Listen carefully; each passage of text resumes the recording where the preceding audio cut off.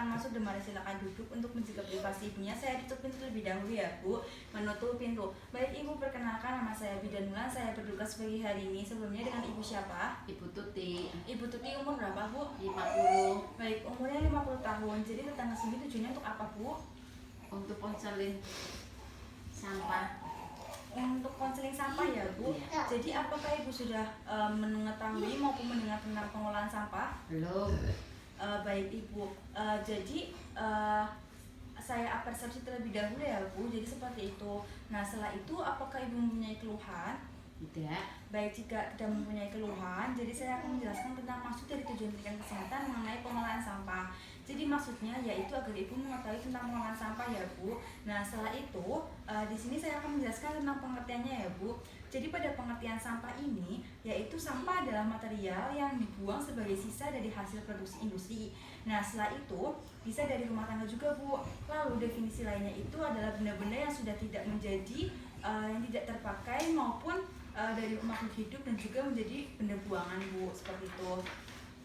Lalu jenis-jenisnya itu berdasarkan sifat dan juga wujudnya Bu. Jadi sampah ini dibagi menjadi dua Bu, yaitu sampah anorganik dan juga organik ya Bu. Jadi sampah organik ini yaitu sampah yang bisa diurai Bu.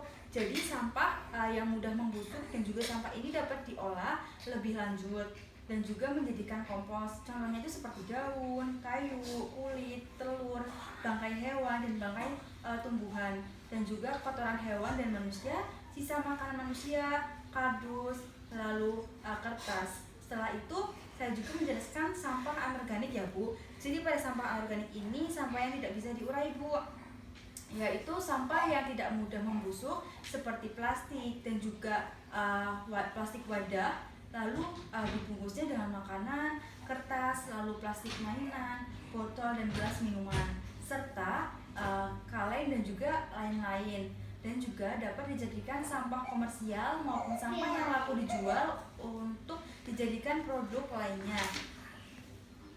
Lalu dampak buruknya itu berbagai macam Bu. Ada juga di sosial, ekonomi, bencana, lingkungan, dan juga kesehatan. Jadi dampak pada sosial ekonomi ini disebabkan akibat limbah sisa buangan yang menumpuk, adanya perubahan keadaan sosial maupun ekonomi masyarakat Bu. Nah itu tempat penampungan itu tidak efektif, akan menyebabkan penyakit pada masyarakat di sekitarnya. Selain itu pada dampak pada bencana ya Bu, jadi pembuangan sisa buangan ke aliran air secara terus menerus dan juga akan menimbulkan tersumbatnya aliran air. Lalu yang ketiga di sini adanya dampak pada lingkungan. Dampak pada lingkungan ini limbah sisa juga membawa dampak buruk terhadap lingkungan sekitarnya. Lalu cairan sisa buangan yang masuk ke perairan ataupun selokan akan mencemari air yang berujung pada sungai. Lalu Bu, yang terakhir ini ada dampak pada kesehatan. Jadi pada dampak kesehatan ini, jadi limbah sisa buangan terhadap kesehatan muncul Bu. Jadi akibatnya tumpukan sampah menjadi tempat yang cocok untuk berkembangbiakan dan juga organisme penyebab penyakit maupun menarik perhatian binatang lain seperti lalat maupun anjing ya Bu. Seperti itu Bu. Lalu Bu yang selanjutnya yaitu program. Jadi pada program pengurangan dan pembuangan sampah yaitu ada 3, reduce, reuse, dan juga recycle. Jadi reduce ini adalah pengurangan penggunaan, yaitu juga disebabkan oleh usaha pengurangan bahan buangan dengan tidak memakai maupun menggunakan sesuatu yang berpotensi menjadi sampah ketika selesai digunakan. Lalu yang kedua, reuse. Reuse ini atau penggunaan kembali yaitu usaha pengurangan bahan buangan dengan menggunakan kembali sampah yang masih memiliki yaitu fungsi utama maupun fungsi lainnya. Lalu recycle. Recycle ataupun daur ulang yaitu usaha pengurangan bahan buangan dengan pengolahan kembali sampah yang tidak terpakai menjadi barang atau produk baru yang bermanfaat. Lalu kegiatan ini bisa dapat menghasilkan barang yang dapat dijual kembali Bu, sehingga meningkatkan pendapatan ekonomi Bu, seperti itu.